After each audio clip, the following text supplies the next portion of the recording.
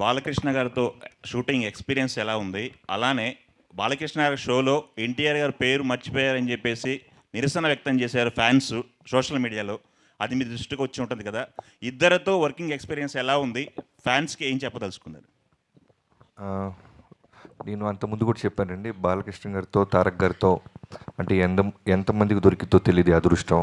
రామారావు గారి అబ్బాయితో అండ్ మనవడితో చేయటం. సో జయలవకుశ తారక్ గారితో చేసింది నా లైఫ్లో బిగ్గెస్ట్ అచీవ్మెంట్గా నేను ఎప్పుడు ఫీల్ అవుతుంటాను.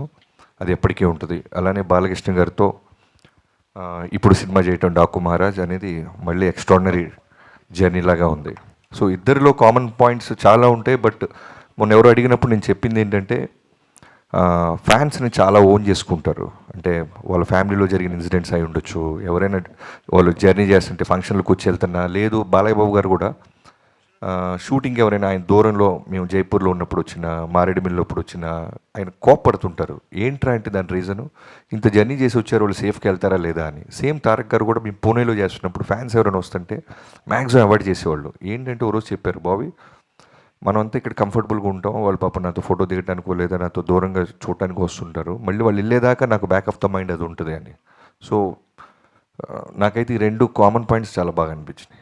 అంటే బాబీ గారు ఒక్క నిమిషం, బాబీ గారు అదే ఈ షోలో ఎన్టీఆర్ పేరు ప్రస్తావించొద్దని ముందే మీకు సజెస్ట్ చేశారని తెలిసింది, అది నిజమేనా? ఏంటి? అంత డ్రామా జరగలేదండి, దాన్ని కవర్ చేయాల్సిన అవసరం కూడా లేదు, అవి ఏమి లేవు. అంటే అక్కడ స్లైడ్ అయిన ఫొటోస్ని అడిగారు బాలయ్య బాబు గారు, వాటికి నేను సమాధానం చెప్పాను, అంతే జరిగింది. తర్వాత మొన్న వంశీ గారు అన్నట్టు షో మధ్యలో గ్యాప్ వస్తూ ఉంటుంది. ఆ గ్యాప్ మధ్యలో ఒక క్యారెక్టర్ ఏదన్నా ఏదో ఒక సినిమా ఒకటి ఏదన్నా ఇలా ఉన్న సినిమాలో మా తారక్ అయితే చాలా బాగుంటాడు అని నాతో వంశీ గారితో అన్నారు ఆయన. అది అంటే రికార్డెడ్ ప్రోగ్రామ్ కాకపోవడం వల్ల అది బయటికి రాలేదు అంతే. తర్వాత ఆయనకి జైలోకుశ అనే సినిమా చాలా ఇష్టం. సో దాని గురించి కూడా నాతో 2-3 సార్లు మాట్లాడారు. సో అవేమీ లేవు. అనవసరంగా చిన్నదాన్ని మనమే పాపం అనవసరంగా ఒక ఫ్యామిలీ ఇష్యూని మనం పెద్ద చేస్తుంటాం అంతే. బాబీ గారు ఒక్క క్వశ్చన్ అండి. ట్రైలర్ చాలా బాగుంది, ఎమోషనల్ టచ్ ఉంది, కానీ అంటే మీరు కూడా ఎక్స్పెరిమెంటల్ కట్ చేశాను అన్నారు ట్రైలర్ని. బాలకృష్ణ ఫ్యాన్స్ బీసీ సెంటర్స్ వాళ్ళందరూ డైలాగ్స్ ఎక్స్పెక్ట్ చేస్తారు. ఆ డైలాగ్స్ లేకుండా మీరు ట్రైలర్ కట్ చేశారు. ఇది మీ ఐడియానా లేదు అంటే బాలకృష్ణ గారు చెప్పారు? బాలకృష్ణ గారు ఏది చెప్పరు బ్రదర్, మళ్ళీ మళ్ళీ చెప్తున్నా, కంప్లీట్లీ నా ఐడియాలజీయే. సినిమా ఎలా ఉండాలి, ఎలా అప్రోచ్ అవ్వాలి అని. సో ఫ్యాన్స్ దగ్గరికి తీసుకెళ్లే ముందు నేను చెప్తుంటాను కదా, ఫస్ట్ మన వంశీ గారికి చూపిస్తా, ఆయన రియాక్షన్ బట్టి నాకు అర్థమైపోద్ది. ఎందుకంటే అక్కడ ఉన్న ఫ్యాన్స్ కన్నా డై హార్ట్ ఫ్యాన్ అయినా చాలా హార్డ్ కోర్. సో చూడంగానే జడ్డ నేను ఎక్స్పెక్ట్ చేసింది అంటే ఈవెన్ డైలాగ్తో కూడా వర్షన్ ప్యారల్ రెడీ చేస్తున్నాను నేను.